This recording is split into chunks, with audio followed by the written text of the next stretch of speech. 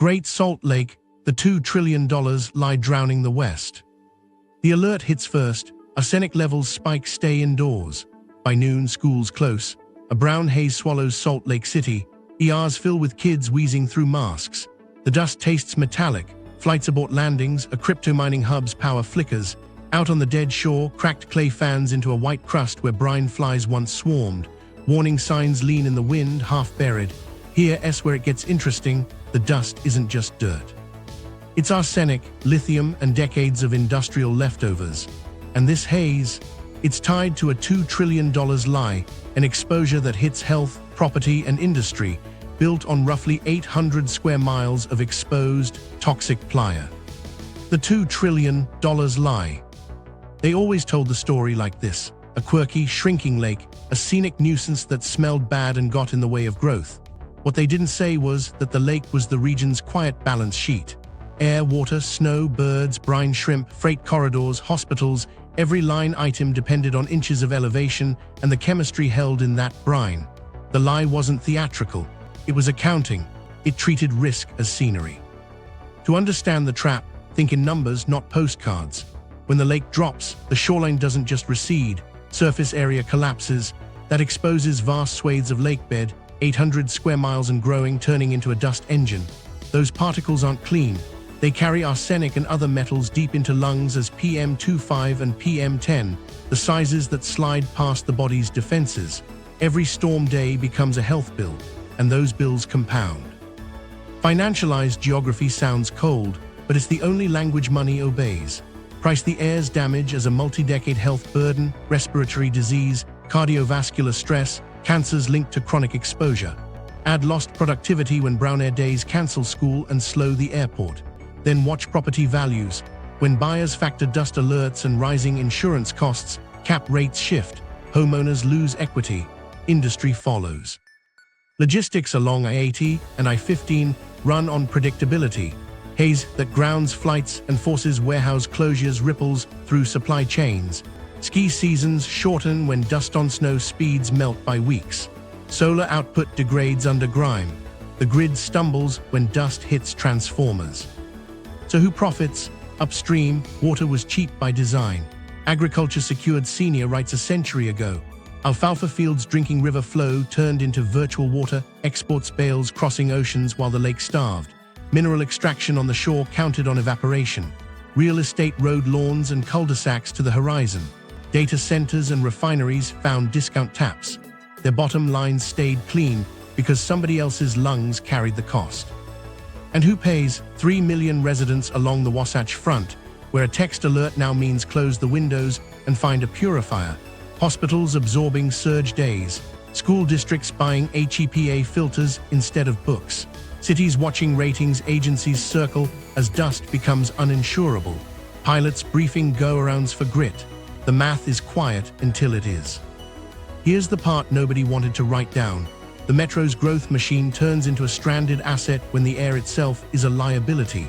Investors don't moralize, they discount. They run a net present value on health costs, property losses, and industry hits. The total exposure pencils past a number that sounds like a typo: $2 trillion spread across decades, accelerating if the lake keeps falling. It's not a single catastrophe. It's 1,000 thin invoices landing every windy afternoon. Meanwhile, the lake ties into winter. Open water under cold air drives lake effect snow that feeds the ski economy and tops off reservoirs. Dust darkens that snow, drops its reflectivity, and melts it earlier. Less snow means less runoff, means a lower lake, means more dust. A feedback loop disguised as weather. What nobody knew at the time, because the system was built when the West believed in endless growth, was that inches of water had become policy's most expensive variable. Senior water rights can legally drain rivers before they reach the lake. The public trust that depends on air and health gets whatever's left. That's not mismanagement, that's the design. So the lie kept going: conserve a little, seed a cloud, build another subdivision. But the ledger didn't care. Every new diversion shaved another inch. Every new lawn made a promise the watershed couldn't keep. And down on the shore, the white crust cracked, waiting for the wind. The water ledger, inches that rule a region. To see the trap, follow the inches. 3 rivers, Bear, Weber, Jordan, thread down from the mountains and spill toward a bowl with no outlet. In wet decades, the bowl breathes. In dry ones, it shrinks. Then the megadrought arrives on top of record warmth, pushing evaporation higher while inflows wither. On paper, the difference looks small. On the shoreline, it's brutal. Here's the math nobody posted on billboards. When a shallow lake drops a foot, its surface area doesn't just retreat politely. It collapses outward, exposing broad skirts of mud. At the Great Salt Lake, every lost foot reveals more of a toxic inventory, approaching 800 square miles at recent lows, a playa of fine salts and legacy metals that a rising wind can peel up and fling down the Wasatch Front. You don't need a dust bowl to move people. You only need fetch, gusts, and lungs. Those inches run the snow machine too. Open water under cold air builds cloud streets that park over the Wasatch and drop lake-effect snow. That snow holds the season together, reservoirs, aquifers, lifts turning in January. Lower the lake, you trim that engine, darken the snow with dust from the exposed bed, and you melt it faster, shaving days off runoff. The system pays interest on every inch it loses. Meanwhile, the brine changes. As level falls, salinity spikes. Microbialites, the living reefs on the lake floor, bleach and die when exposure and salt push them past their thresholds. They feed the algae that feed brine flies and brine shrimp, which feed millions of migratory birds and a global aquaculture industry. Push salinity into the high teens, and that food web doesn't just wobble, it thins, then collapses in places. Birds skip, shrimp harvests stall, and another line item on the regional economy starts blinking red. The law keeps its own ledger. A century of prior appropriation carved the watershed into senior and junior rights. Senior means first in line, even in drought.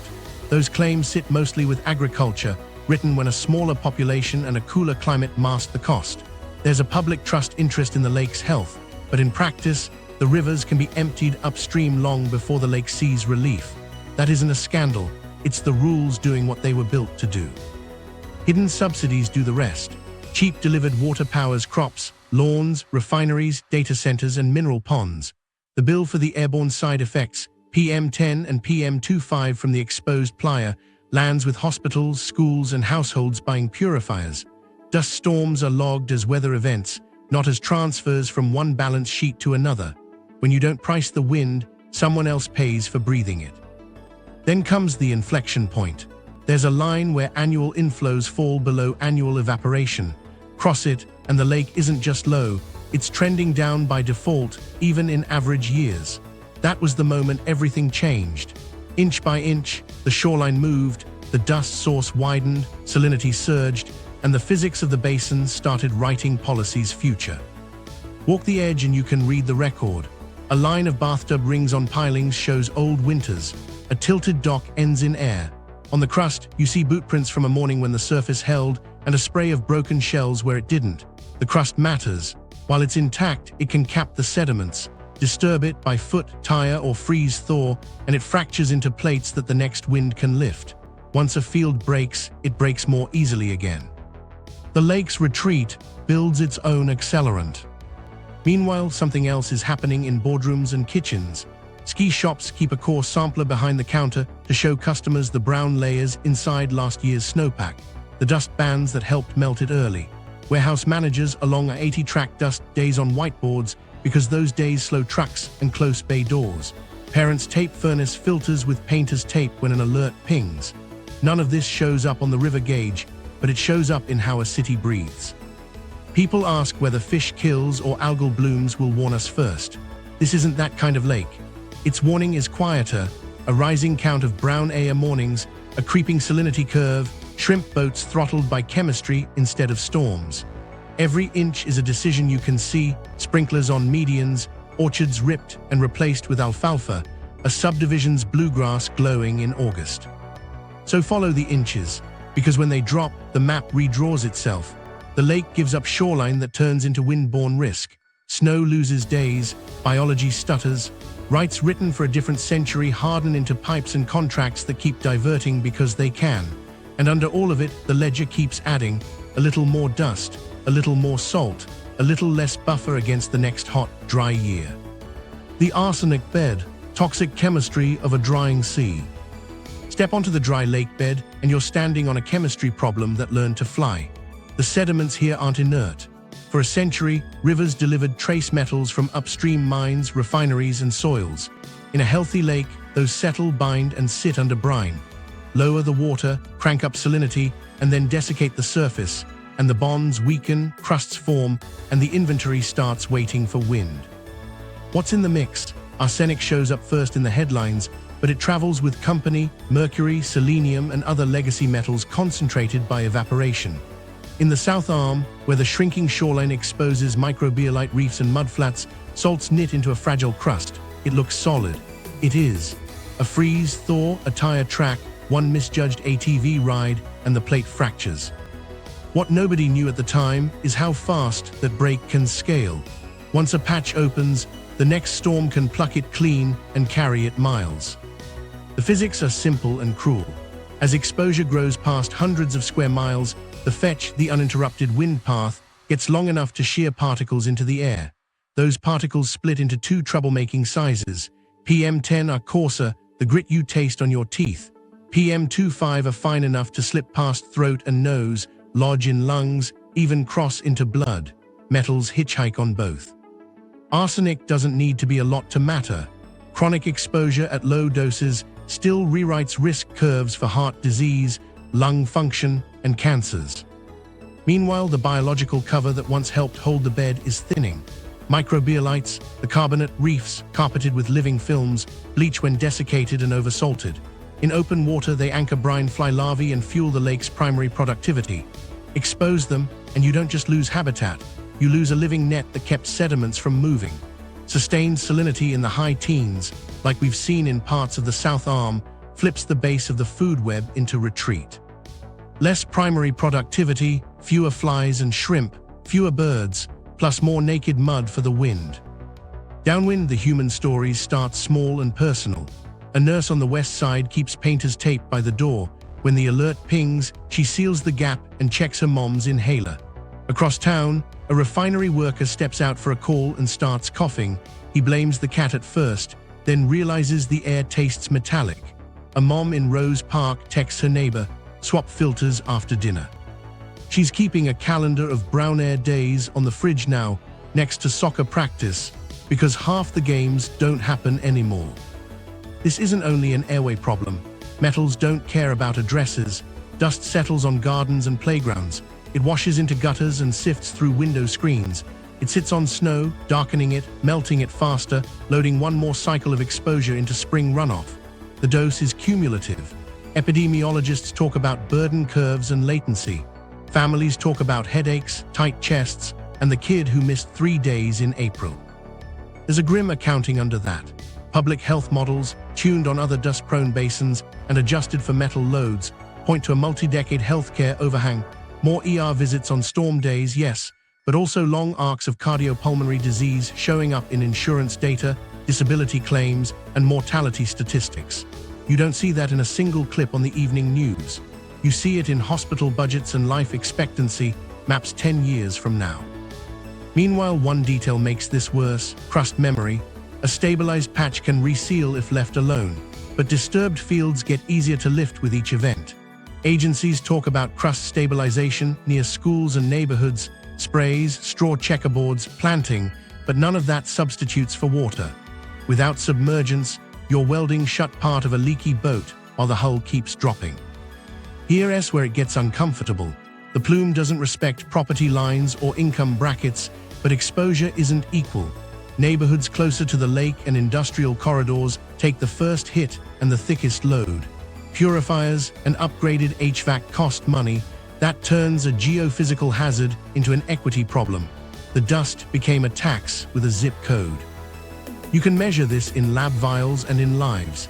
Air monitors on storm edges pick up spikes in PM25 and PM10 with detectable arsenic signatures.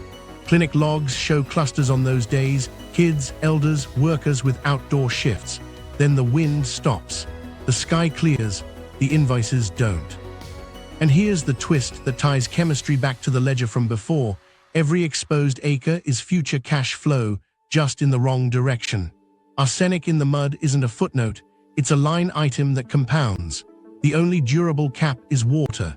Until then, the lake's toxic inventory stays on the shelf, waiting for the next gust to turn numbers into breath.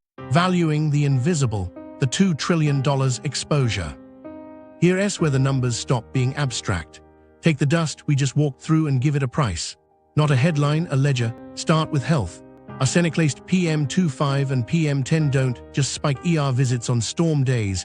They load decades of cardiopulmonary disease into insurance pools. Analysts run cohort models. More asthma, COPD, heart attacks, strokes, cancers nudged by chronic exposure. Put a cost on hospitalizations, medications, missed work, early mortality. Discount it forward. It's not a one-time line, it's a long slope, steepening with every exposed acre. Now watch productivity. On brown air days, schools close and parents stay home. Shift workers miss hours. Flights delay or divert. Crews time out. Cargo stacks up. Warehouses on the I-80 and A-15 spines run fewer bays because managers throttle loading when grit seeps in.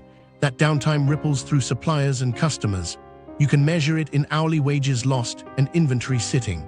Multiply by dozens of events a year, then by years. Property is the quiet amplifier. Buyers don't need a PhD to check air alerts. When dust becomes part of life, demand softens. Appraisals build it in. Cap rates widen by a quarter point, then a half. A place that traded at a premium for views and access starts pricing in filters, sealed windows, and risk. Run a 25–40% decline across the Wasatch Front housing stock in worst-case bands. Suddenly equity vanishes, collateral weakens, and homebuilding pipelines stall. Cities feel it as shrinking assessments and tighter budgets. Industry adds its own columns. The ski economy depends on the snow engine we talked about. Dust on snow knocks reflectivity down, cuts seasons, and forces resorts to burn money on marginal snowmaking that can't outrun warm springs. Hospitality takes the hit next. Mineral operations on the shore throttle when salinity crosses tolerances. Logistics firms model chronic delays into bids. Some sites get passed over.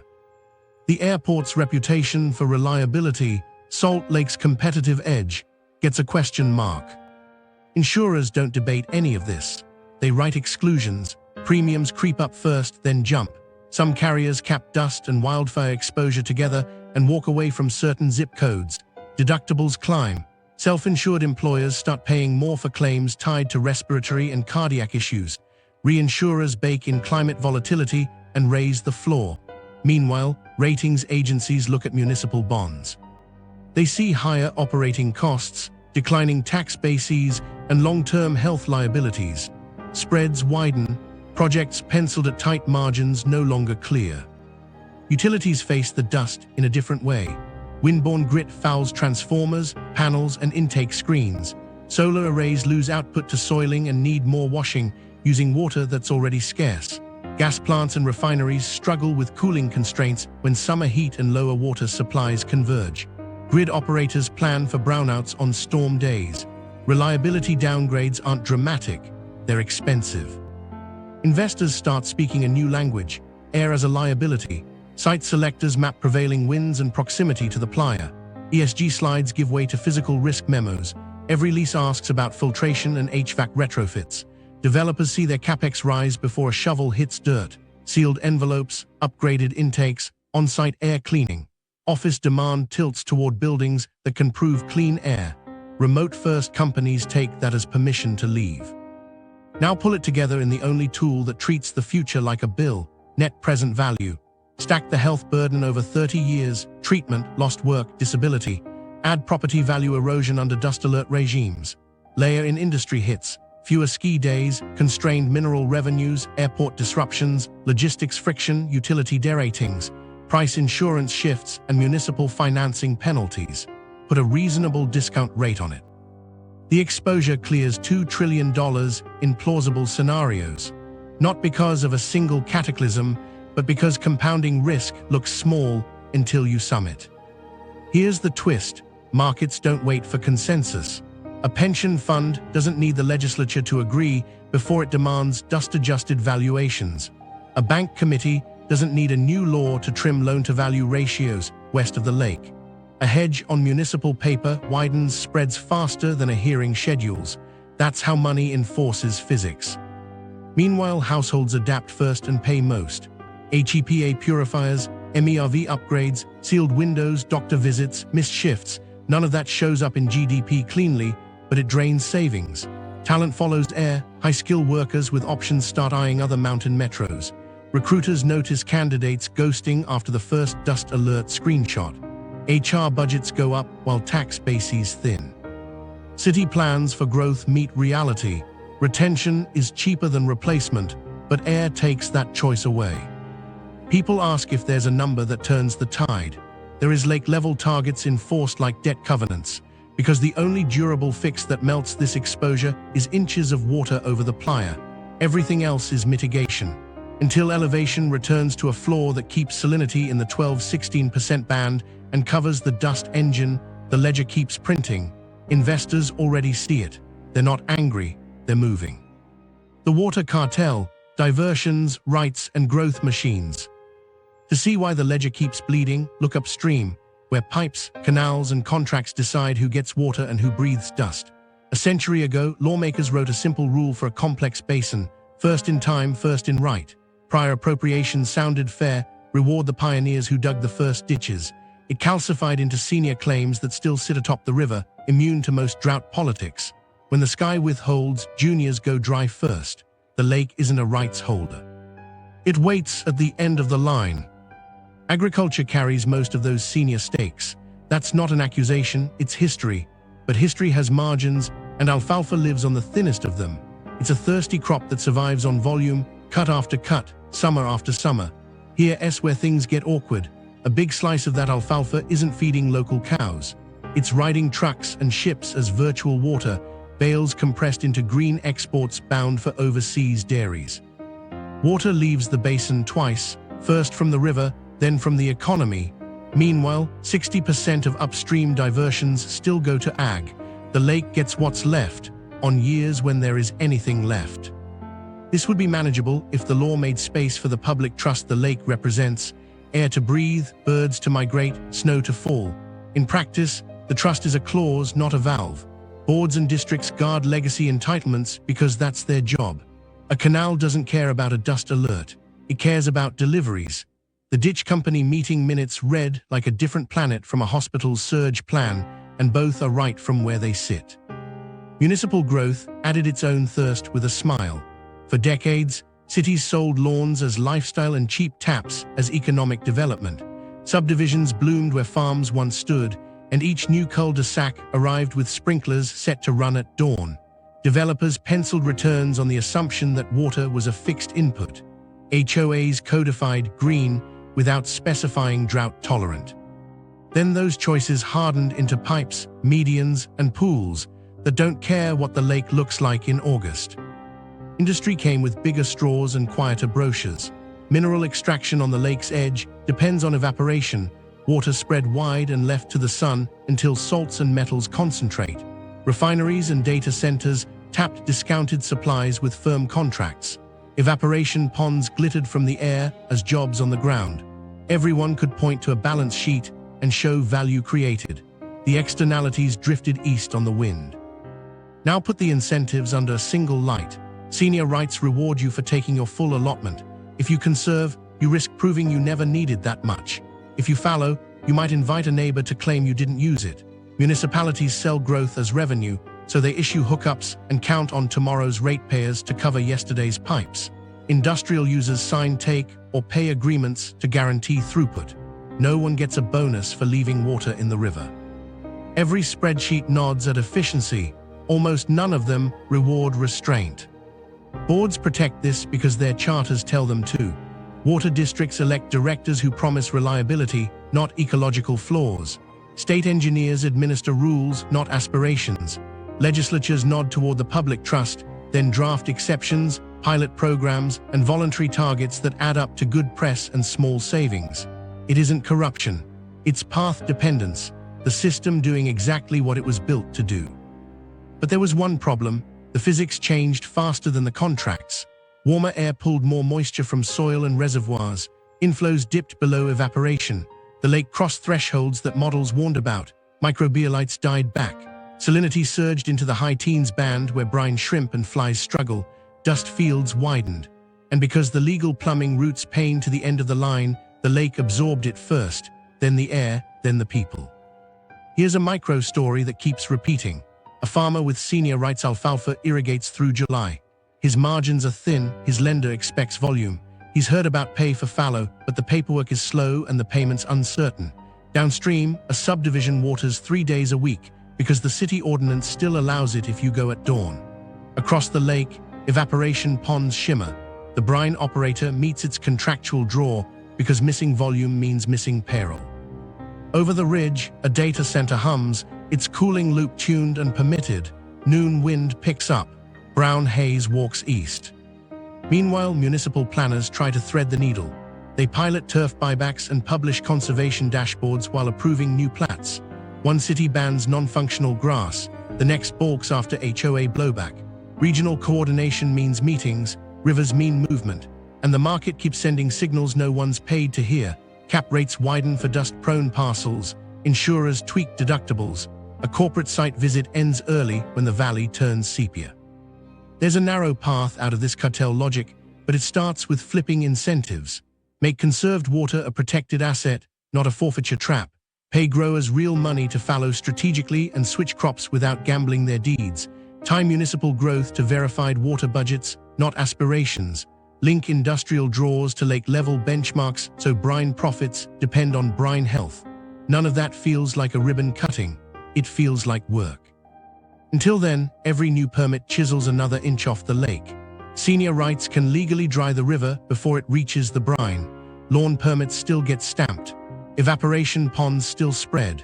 And Salt Lake City learns to measure prosperity in filters sold and inhalers refilled, while a white crust at the valley's edge waits for the next wind to do the accounting. The snow engine, how the lake makes the mountains. While the dust moves through kitchens and clinics, something quieter is happening above the ridgelines. Cold air sweeps off the desert, skims the lake's open water, picks up heat and moisture, and rises in narrow bands that stack clouds against the Wasatch. Lake effect snow, it's not a postcard trick, it's a machine with settings the lake controls. Lower the water, shrink the fetch, warm the air, and the engine sputters. Keep the water wide, and those cloud streets feed the mountains that feed the valley. Ski towns know this in their bones. A tech in a Park City workshop keeps a coffee tin of snow cores next to the waxed bench. Pull the lid and you see stripes, thin gray bands laid like fingerprints through a winter's worth of storms. He taps one with a screwdriver. Dust, early April, melt followed fast. He shrugs and says what managers say in emails later. We can fight temperature with guns if nights cooperate, but we can't fight a sunburned snowpack. Here's where it gets mechanical. Clean snow bounces most sunlight back to space. Dust on snow darkens the surface, drops albedo, and turns that mirror into a sponge for heat. Studies across the West peg the shift at weeks. In this basin, dust layers have pushed melt roughly 17 days earlier in observed seasons. 17 days isn't trivia. It's a lift's closing weekend, a reservoir's refill window, a river's cool water pulse for fish, and a farmer's planting calendar. Lose those days, and everything downstream runs tight. Meanwhile, the lake is part of the snow recipe itself. Open water feeds the moisture plume. As the shoreline retreats and salinity climbs, more south arm shallows hit saturation, crust over, and sit as bright salt flats that don't evaporate much. Less evaporation means less lake effect fuel. The engine starves twice, first from area, then from dust. That double hit turns a strong March into a thin one, then takes a bite out of April, when the mountains usually bank the season. Resorts try to outrun physics with money. Snowmaking hums at dusk, crews stitch white ribbons across brown hillsides, and accountants pray for inversion nights cold enough to bulk up a base. But dust layers don't care about compressor capacity. A dirty April storm can turn a week of snowmaking into slush by Tuesday. Guests rebook or don't. Hotels discount midweeks. Hourly workers lose shifts and tips. The hit spreads from lift lines to laundries, bars, rental shops, and shuttle operators who start their vans on mornings that never quite fill. Away from the ski map, the impacts compound. Dust-darkened snow sheds early in the backcountry. That means rotten snowpacks sliding sooner, sloughs running on facets, and more shoulder season accidents when people misjudge conditions that used to be reliable. Spring creeks rise fast, peak earlier, then fall to trickles under hotter sun. Reservoir managers chase timing, release too soon and you miss storage, hold too long and you flood a valley that didn't plan for it. On dry years, there isn't a safe move. And there's the wildfire clock. Early melt dries fuels weeks ahead. By July, the shoulder-high grass above the benches bakes to tinder, while afternoon outflows kick up, loading the same PM catalogs we measure on lakebed dust. Smoke stacks with dust on bad days. ERs don't ask whether the PM came from cheatgrass or playa. Lungs don't care. Engineers reading snow pillows see all this as inputs and outputs. A reservoir graph sags. A hydro plant schedules fewer peak hour runs. A city's summer watering window stretches into a heat dome that sits over the valley like a lid. Then the albedo math shows up in ordinances, odd-even watering, fines that don't cover the inspector's salary, appeals from residents who swear their lawn is xeriscaped, except for their kids' patch of green. Here's a human loop that ties it back to inches on the lake. A ski tech logs another dust band. A resort manager cuts part-time staff a week early. A server loses shifts and stares at rent. The resort delays capex on a lift upgrade. The county's lodging tax misses projections. The city trims its trail crew. By August, with less runoff banked, the lake sits lower, the dust fields wider. The next winter arrives with the engine detuned again. People ask if cloud seeding helps. Sure, on the margins, planes fly, silver iodide drifts, a few % more snow might fall in cold storms that still have the right structure. But seeding can't create open water fetch, and it can't bleach dust out of a March gale. The cheapest water is the water not wasted in November lawns and July alfalfa. The best snow insurance is inches of lake. So the machine we sell to the world, the greatest snow on earth, runs on lake geometry and dust we control by policy, not by prayer. Cover the playa and keep salinity in the band where life and mixing work, and the clouds remember their job. Leave it exposed, and the mountains learn a new calendar. The thresholds when a lake becomes a desert. There's a point where decline stops being linear and starts being a switch. With this lake, the switches are biological, chemical, and human, all tripped by inches. Scientists warned about bands, not guesses. Keep salinity in the 12–16% range and the food web holds. Let it climb into the high teens and the base fractures. Push towards saturation, and the south arm starts acting like the north arm did after the causeway. Microbialites bleached, algae gone, the water clear in a way that means empty. On the bottom, the microbialites tell time. Submerged, they hum with life and feed the algae that power everything above them. Exposed, they desiccate and crust, and even if water returns for a season, the surface can come back as a salt scab, not as habitat. That's a threshold hiding in plain sight.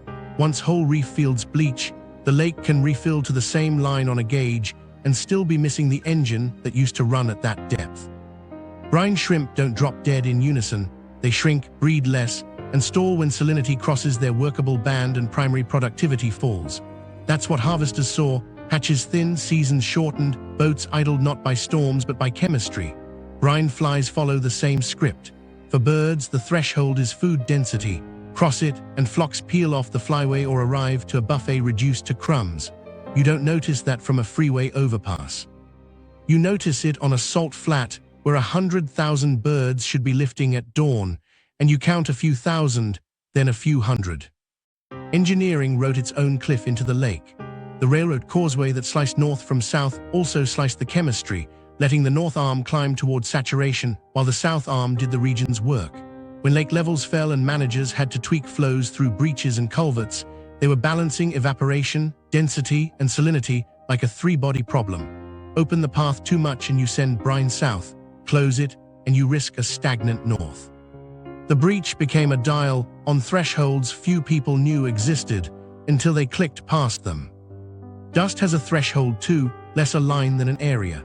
As exposure grows past hundreds of square miles, wind finds long fetch and stable sources. Frequency jumps. The valley learns a new calendar. Storm fronts mean brown sky first, rain or snow second. There's a point where schools don't close once a season. They close often enough that nurses keep stacks of inhalers on the desk, and parents keep kids home at the first alert because the last one ended in an ER visit. Public health stops treating it as weather and starts calling it a regime. Hospitals feel that threshold as surge plans that become routines. Electricians who used to swap filters quarterly do it monthly, then buy better ones because the cheap ones collapse. Clinics see patients who never smoked but wheeze like they did. City emails change from "consider limiting outdoor activity" to "stay indoors, shelters available." A threshold becomes policy. Then the economic cliff arrives where you'd expect it, in operations with chemical cutoffs. Mineral companies along the shore work inside narrow salinity windows. Go too high and the process fails. Pumps pull brine that won't give up product or eat equipment faster than margins can bear. That's when production pauses, workers get furloughs, and the county that counted on payroll and tax gets a silence it didn't budget for. Everything was about to change when those meters ticked past tolerance, because the lake wasn't just inconvenient anymore, it was incompatible. Meanwhile, frequency is teaching politics a lesson.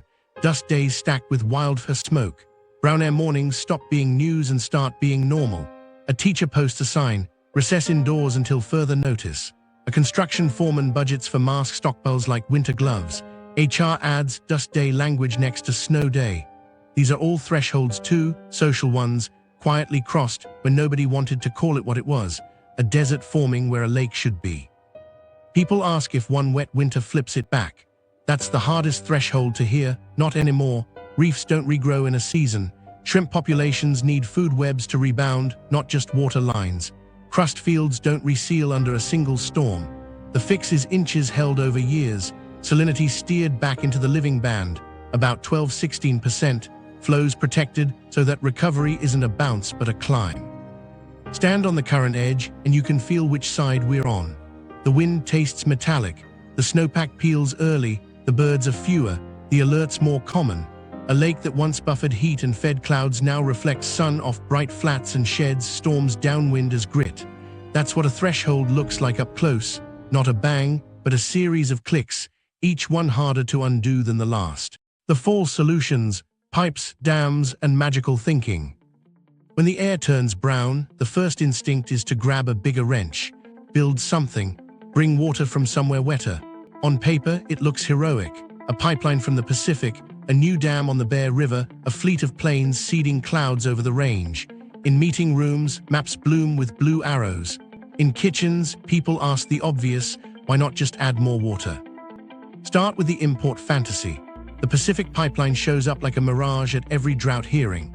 Engineers sketch a steel vein snaking hundreds of miles from the coast, over mountains, into a closed basin that can't spare a drop. Then the costs land, estimates well into the tens to hundreds of billions of dollars, often cited north of $100 billion, before a single molecule moves, with an energy bill that would make a utility blanch.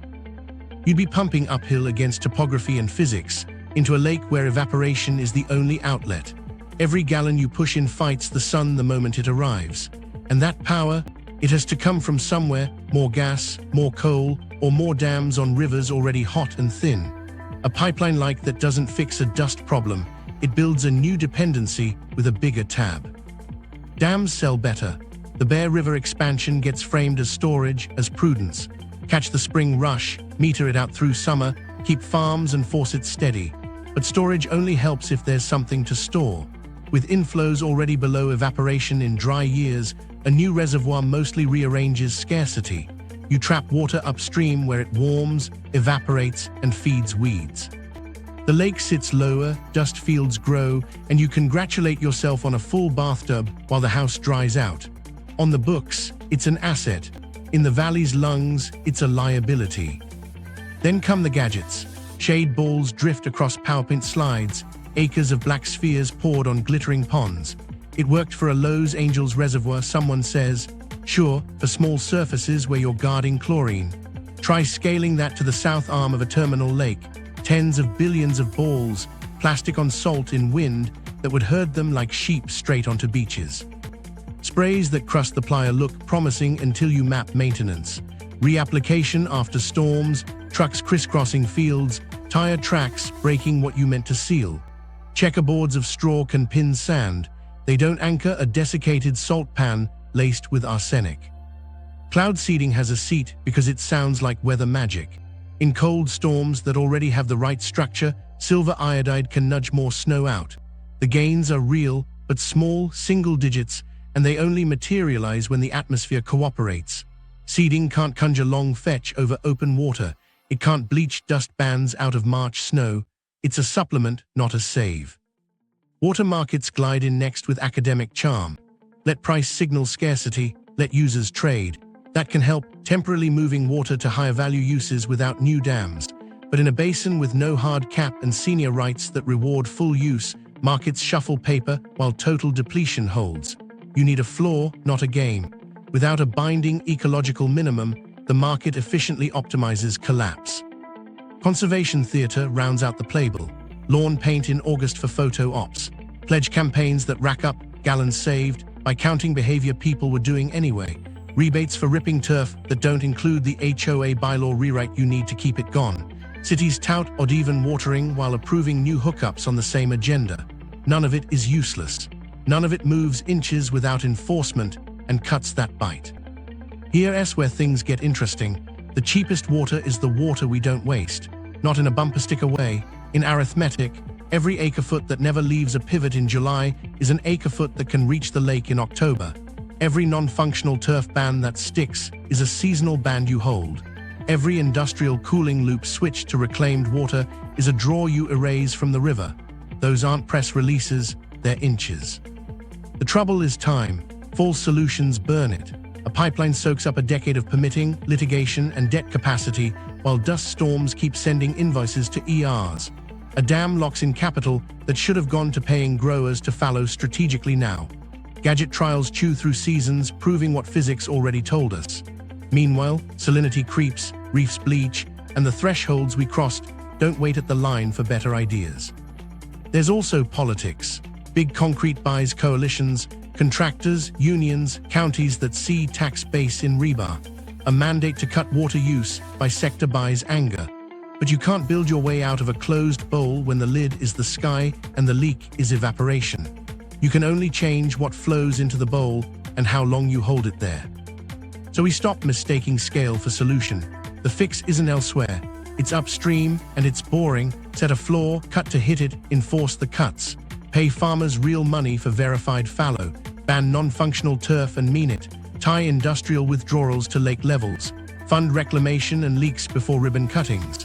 Magical thinking delays the bill. Real math pays it before the interest kills you.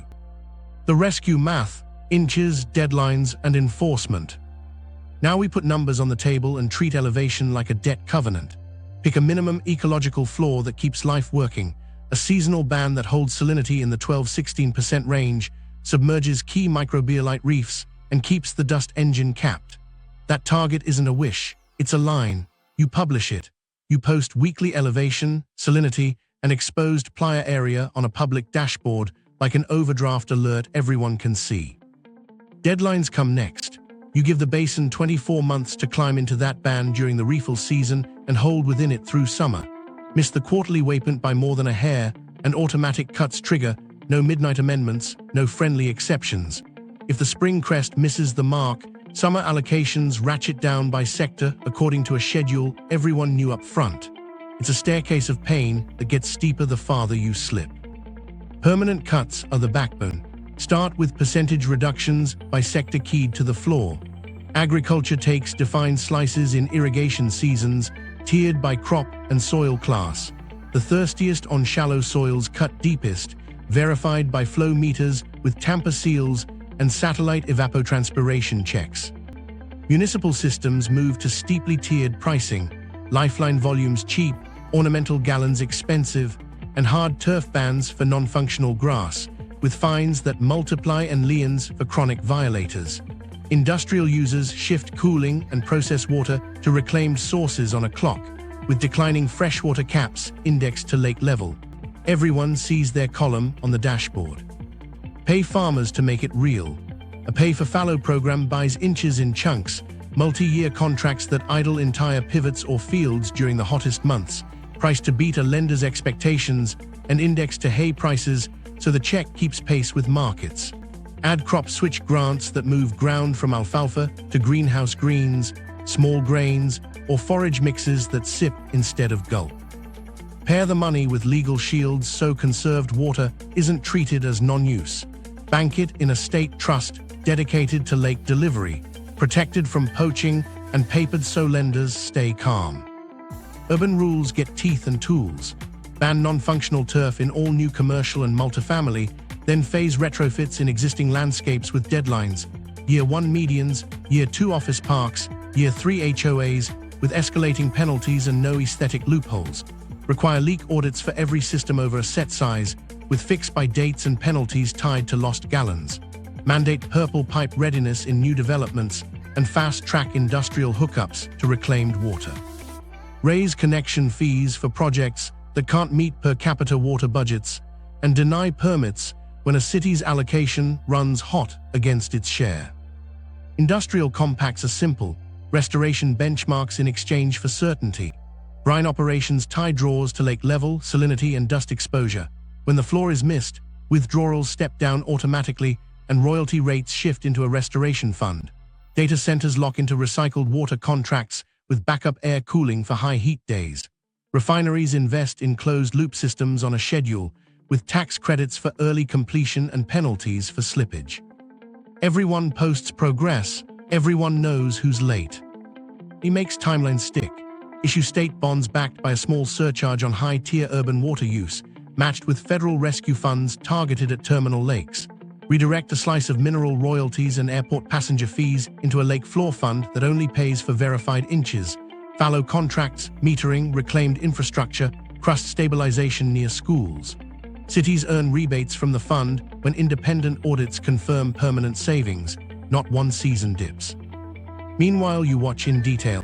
Satellite platforms map evapotranspiration by field, LiDAR surveys track active dust sources and new crust breaks. Stream gauges and telemetry feed live to the dashboard. A court-backed enforcement office issues administrative penalties that don't wait for legislative sessions.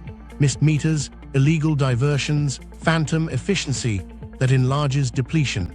Fines fund the floor. Repeat offenders lose allocations the following season. Extreme cases face injunctive shutdowns.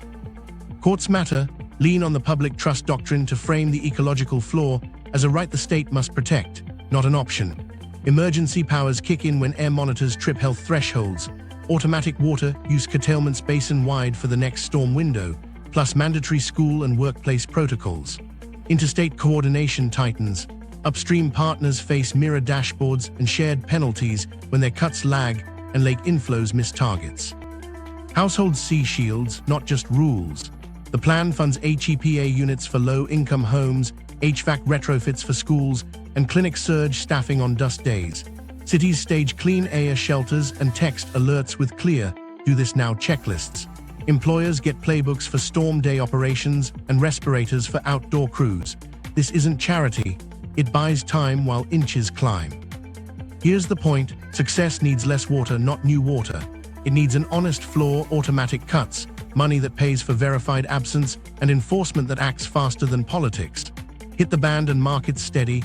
Insurers pause exclusions, bond spreads ease, site selectors stop flinching. Miss it, and the staircase of pain kicks in on schedule. Either way, the basin finally speaks the only language the lake hears: elevation. Human frontlines, families, workers, and the dust. On the west side, Ms. Ramirez keeps a drawer of inhalers next to the math manipulatives. She learned the routine last spring. When the alert pings, she slides her phone across the desk, closes the windows, and writes "indoor recess" on the whiteboard without a sigh. The kids don't cheer anymore. They know it means headache by lunch, and the classroom smells like sanitizer and crayons until dismissal. Attendance dips on these days.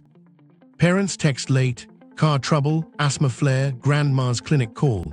She marks the absences, logs the inhaler uses, and adds another tick to a wall calendar that tracks dust days like snow days used to be.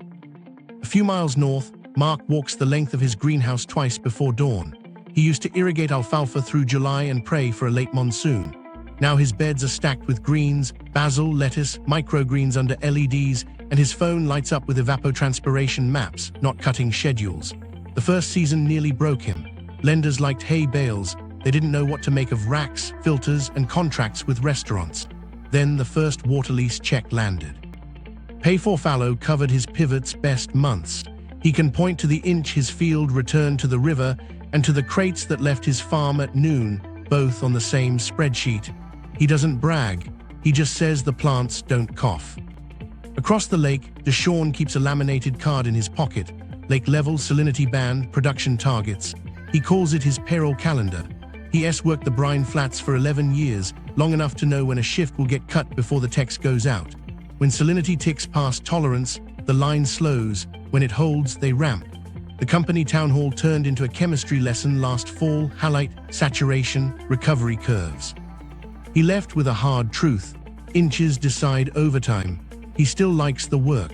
He also keeps aside gig fixing HVACs because filters clog twice as fast now, and he's the kind of person who buys extra on sale. Downtown, Priya spreads site plans across a metal table under dying ash. She used to build where land was cheap and lawns sold units. Then the dust started writing itself into pro formas. Her last suburban bid died when the HOA insisted on bluegrass around every mailbox.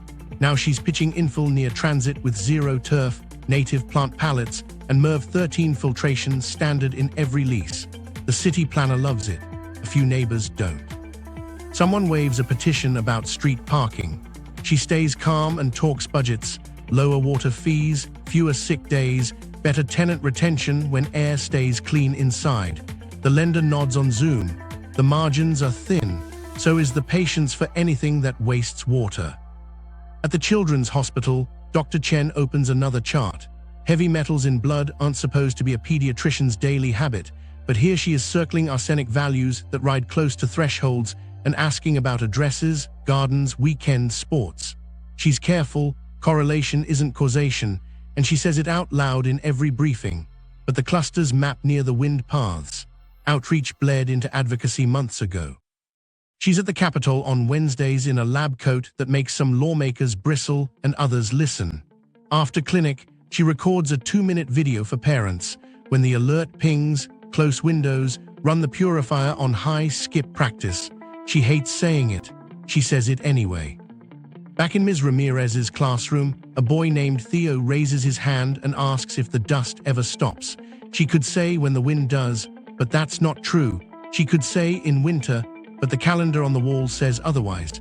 So she says, when we put water back where it belongs. It sounds too big for a second grader. It might be the smallest thing she can tell the truth about. The shift is messy and local. Filters taped with painter's tape. Greenhouses humming where pivots used to spin. Brine crews reading the lake like a time clock. Developers swapping lawns for shade trees and heat pumps. Doctors turning lab values into plain words. Behavior change isn't a slogan. It's routines under brown skies that buy inches upstream. And while the state argues meters and floors, families are already doing the math in their lungs, their paychecks, and their calendars. Markets wake up: credit, insurance, and flight. While families tape filters and farmers swap pivots for greens, the quiet enforcer shows up with spreadsheets. Bond desks in New York pull satellite maps of exposed playa and overlay them with school closures and ER surges. They don't care about speeches. They care about cash flows under dust.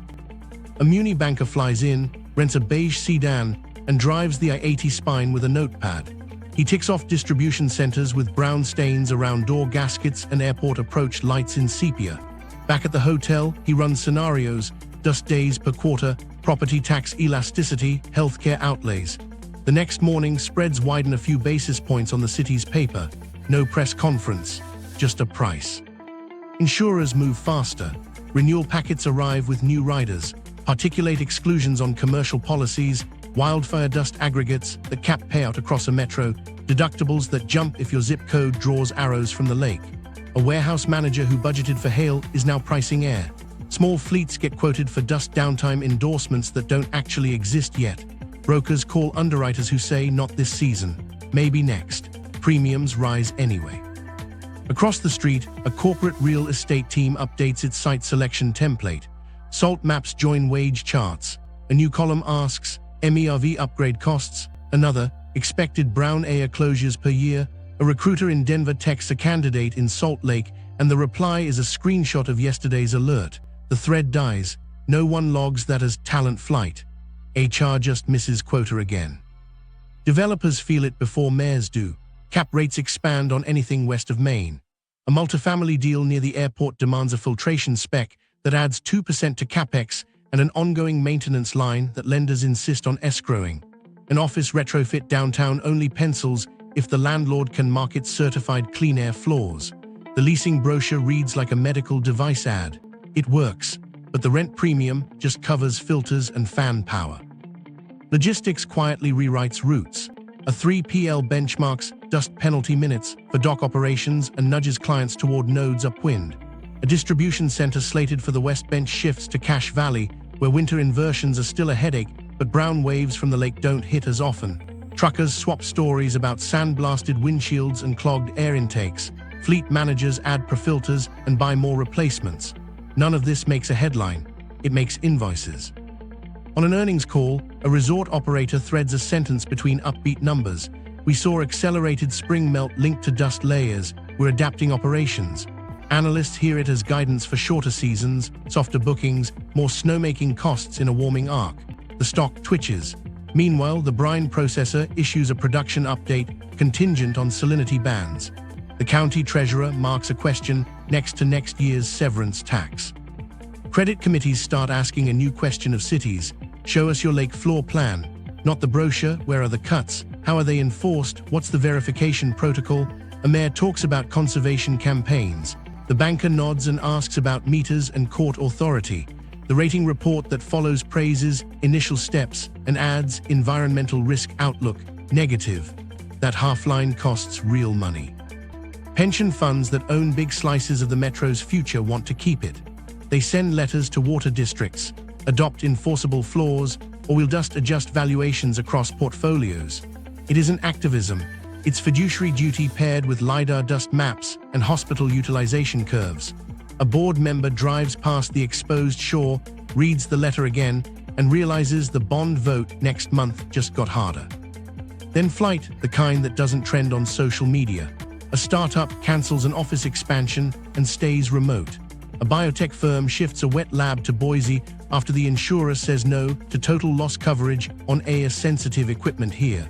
A family selling in Sugar House takes an offer from a buyer in Phoenix, then surprises friends by moving to Missoula. They post mountain photos, they don't post the inhaler. Markets aren't punishing, they're pricing, and they leave room for reversals. When the lake's dashboard ticks into the target band and holds, spreads ease. A carrier pilots a dust endorsement and stays in 2 neighborhoods. A developer at the West Edge gets financing because she tied her project's water budget to the lake floor with teeth. Money will come back for inches. Until then, it moves like wind, along gradients, away from pressure, toward clearer air. Compressed history, the root cause window. If you zoom out, the dust didn't start as neglect. It started as ambition. In the mid-20th century, the West ran on mega-project confidence. Canals, dams, causeways, evaporation as industry. Bend water to growth and prosperity follows. In a cool, wetter climate with fewer people, that math worked often enough to look like wisdom. Then the baseline shifted, and the same moves began to backfire. Get this, one decision shaped chemistry for decades. The railroad causeway across the lake. Built to move freight, it also split the basin. The north arm, cut off from most fresh inflow, marched towards saturation. Microbialites bleached, algae died, and the water went glass clear in a way that meant empty. The south arm carried the region's work, mixing, feeding, buffering, until falling levels and tweaks to culverts and breaches turned managers into salinity DJs riding dials nobody had designed for climate volatility. That detail would prove crucial later, when thresholds clicked past comfort and the dial stops mattered. Meanwhile, the legal scaffolding hardened. Through the 1970s to the 1990s, prior appropriations cemented in practice as compacts ossified. Rights recorded in a cooler century moved like entitlements through a hotter one. Agencies built careers around delivering certainty to rights holders, not to a terminal lake with no seat at the table. Water courts perfected the art of adjudication. The public trust read like a principle, not a valve. Then the 2010s lit the fuse. Population surged. Lawns and cul-de-sacs marched west. Data centers and refineries locked firm contracts. Mineral operations scaled evaporation as business, Upstream, alfalfa acreage anchored in thin margins drank steadily through summer, with compressed bales rolling east and onto ships, virtual water leaving the basin twice. Cheap taps sold growth. Use it or lose it, culture kept headgates open to prove a claim's strength. The lake took what trickled through. By then, warming had already nudged the hydrologic ledger. Snowlands crept uphill. Spring runoff came earlier, shorter. Evaporation rose. Inflows sagged below evaporative loss often enough that average years stopped meaning recovery. The inches we've been following tipped from fluctuation to decline trend. Microbialites desiccated. Salinity drifted into the high teens, band hostile to brine shrimp and flies. Exposure crossed hundreds of square miles. Dust found long fetch.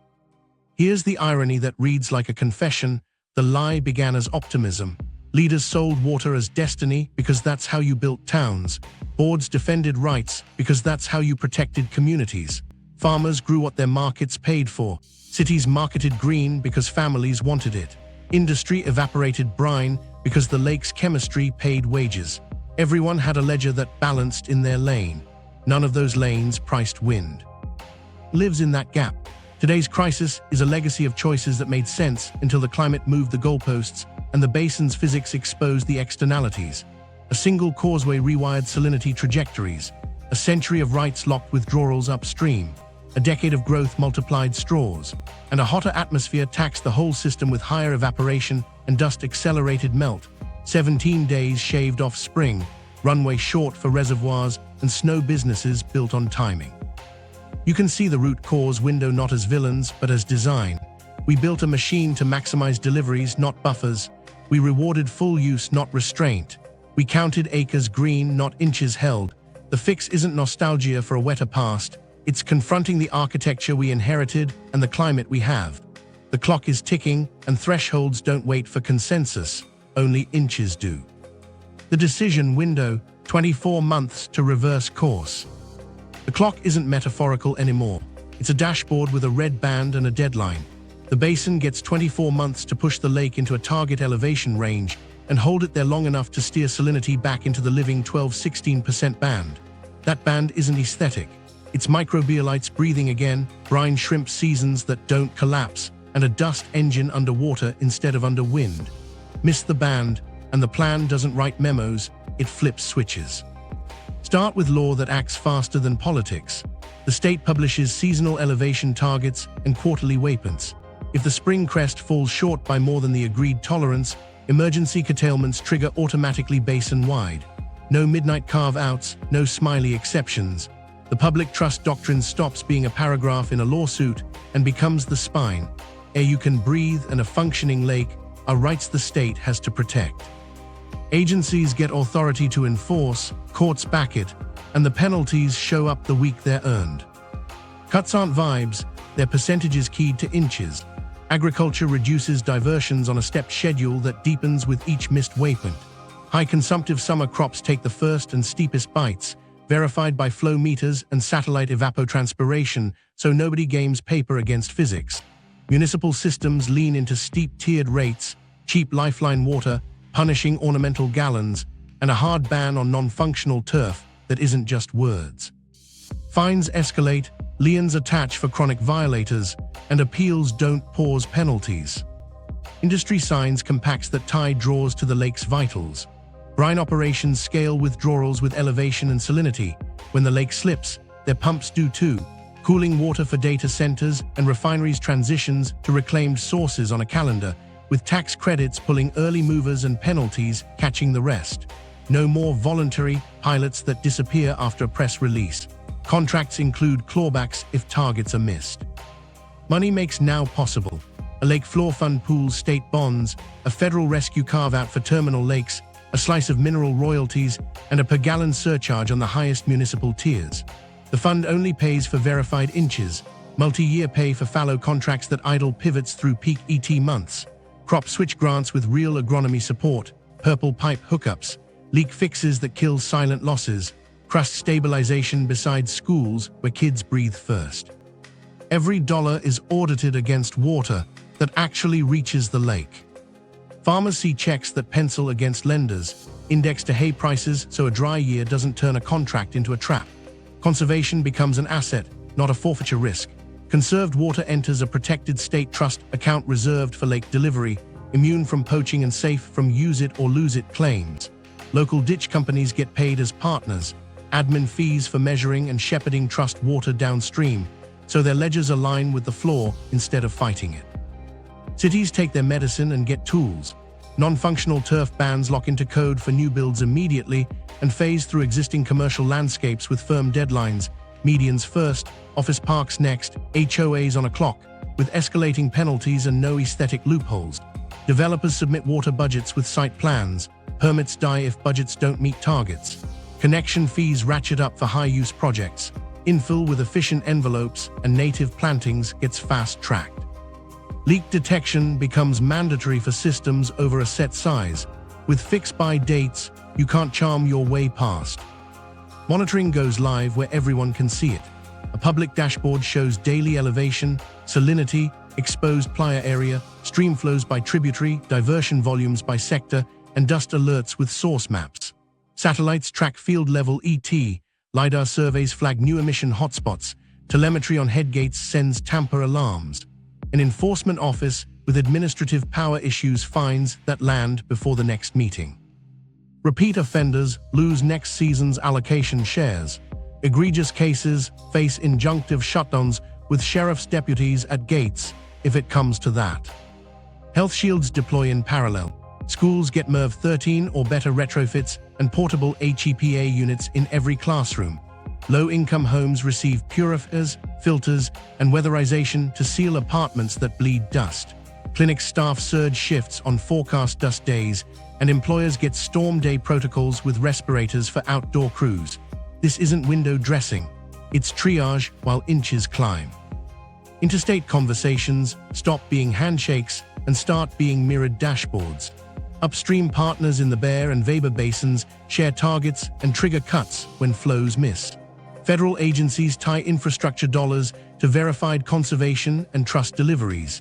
Litigation doesn't disappear, but metrics quiet lawyers in rooms where graphs outrun rhetoric.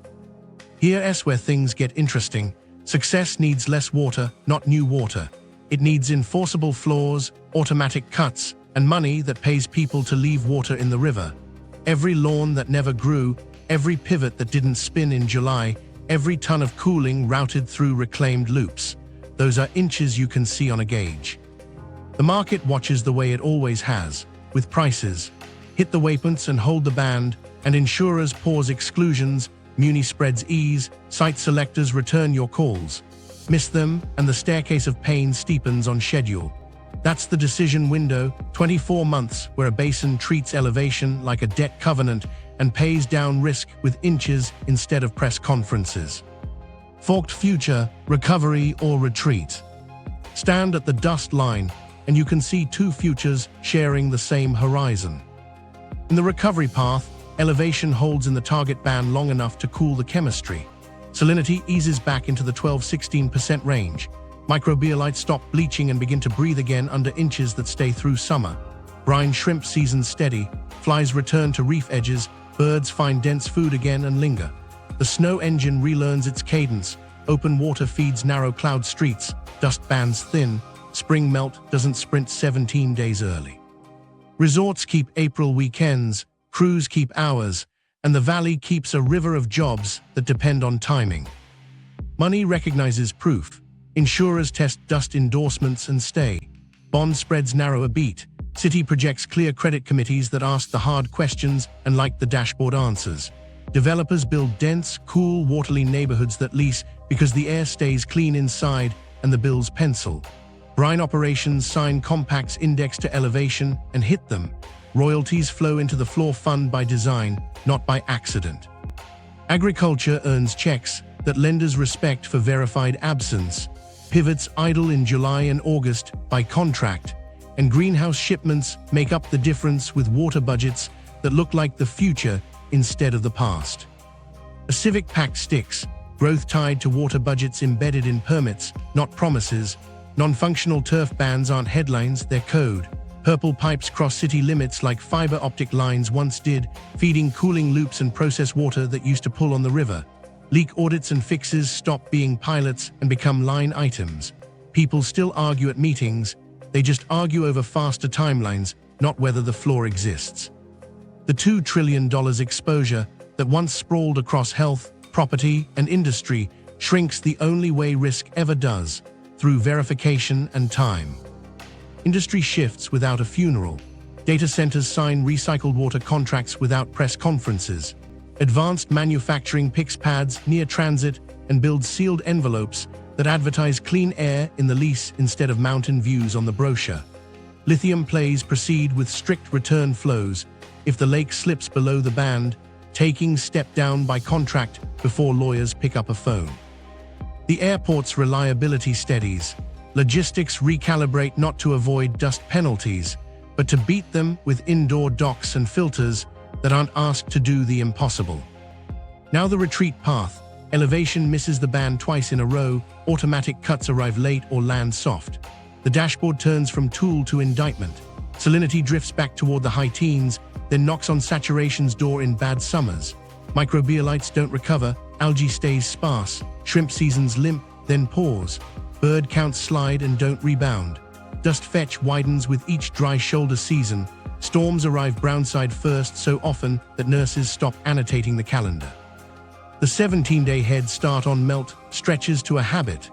Reservoirs misfill windows, and downstream users stack grievances that courts can't unwind in time. Markets don't yell, they leave.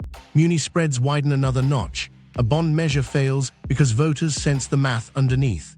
Insurers raise deductibles where they stay and exit where they can.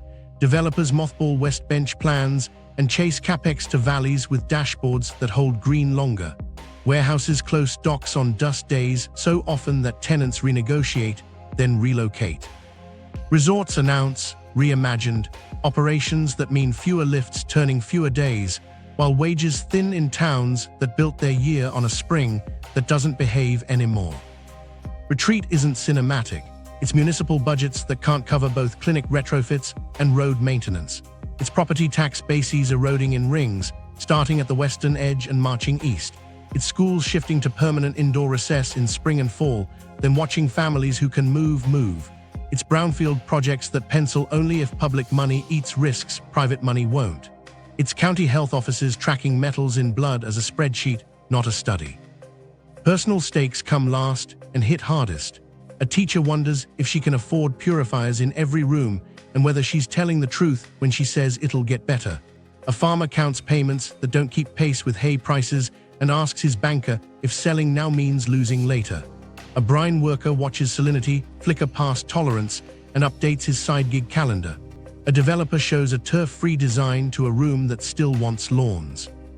A parent watches a kid's inhaler run low on a Saturday and drives across town because the nearest pharmacy is closed on dust days now.